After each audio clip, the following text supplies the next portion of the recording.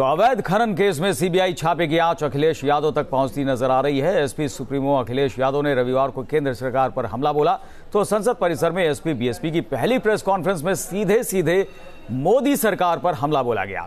BSP की तरफ से मोर्चा संभाला महासचिव सतीश चंद्र मिश्रा ने, जिन्होंने सीबीआई रेड को हताशा की कार्रवाई करार दिया। उन्होंने अवैध खनन में हुई कार्रवाई को केंद्र के दबाव में हुई कार्रवाई करार दिया। वहीं एसपी नेता रामगोपाल यादव के तेवर भी काफी सख्त नजर आए, तल्ख नजर आए। उन्होंने कहा, अभी तो एसपी बीएसपी का गठबंधन भी नहीं हुआ और सरकार इस स्तर तक दमन पर उतर आई है। साफ है कि केंद्र सरकार डर गई है। तो एसपी बीएसपी की पहली साझा प्रेस कॉन्फ्रेंस में सतीश चंद्र मिश्रा और रामगोपाल यादव सीबीआई छापों पर लेकर केंद्र पर हमलावर दिखे। क्या कुछ उनका कहना था, आपको सुनाते हैं। ये सब एक हताशा है, जैसा कि कहा कि सिर्फ एक मुलाकात में जो एक औपचारिक नए वर्ष की मुलाकात थी, उसमें जब ये हालत हो गई है कि उनको एक नया गठबंधन ढूंढना पड़ रहा है, उनके बाकी साथी छोड़ रहे हैं उनका साथ, और वो नया गठबंधन उनका सीबीआई है, उसके शरण में जाकर के आके गिर गए हैं, तो इससे उनकी हताशा दिखती है। और इससे ही नहीं, वो जो कुछ भी कर रहे हैं, आप देख रहे हैं, खिचड़ी बना रहे हैं, कहीं खिचड़ी पका रहे हैं, कहीं पर राम मंदिर की बात करते हैं तो कहीं फिर कहते नहीं राम मंदिर नहीं बन सकता और राम मूर्ति बनाएंगे।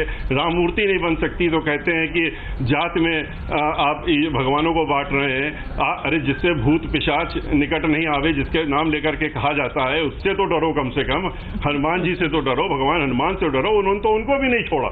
और उनके मंत्री कहीं कहते हैं कि ये जाट हैं, तो कहीं कहते हैं कि दलित हैं, तो कहीं कहते हैं मुस्लिम हैं। तो इस तरह की हताशा जो है उनकी, वो जगह जगह ढूंढ रहे हैं। उत्तर प्रदेश का एक मंत्री दिल्ली में आकर प्रेस कॉन्फ्रेंस करता है और अखिलेश से सीबीआई पूछताछ करे, इसकी मांग करता है।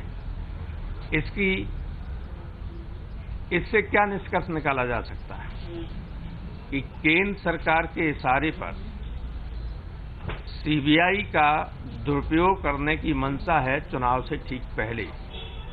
लेकिन ये भूल जाते हैं ये पासा इन पर बिल्कुल उल्टा पड़ेगा और कहीं उत्तर प्रदेश में पैर रखने के लिए बीजेपी को जगह नहीं मिलेगी। प्रधानमंत्री को बनारस छोड़कर देश के किसी दूसरे पार्लियामेंट्री कॉन्स्टिट्यूंसी से चुनाव लड़ना पड़ेगा अगर इस तरह की दुरभ संधि सीबीआई और केंद्र सरकार के बीच है तो।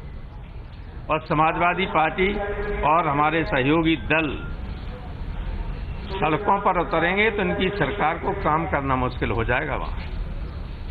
इसलिए मैं ये चेतावनी देता हूं कि इस तरह की हरकतों से केंद्र सरकार बाज आए। सीबीआई का पहले ही इन्होंने सत्यानाश करके 2 हिस्सों में बांट दिया है और सारी प्रमुख संस्थाएं जो डेमोक्रेटिक इंस्टीट्यूशंस में हैं उनको नष्ट कर दिया है।